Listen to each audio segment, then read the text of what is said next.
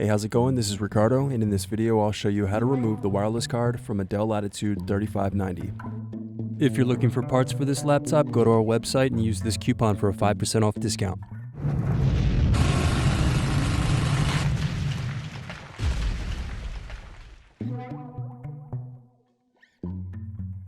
First, unscrew, then use fingers to pry apart bottom base.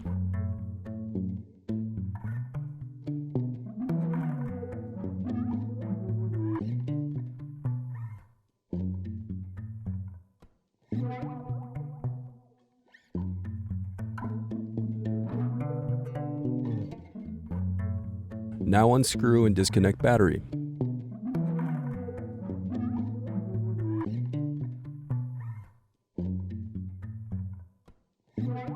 Now unscrew and disconnect wireless card.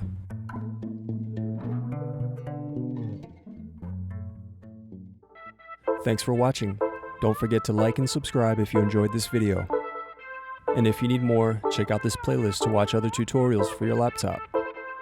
You can also click here to find parts for your laptop at partspeople.com.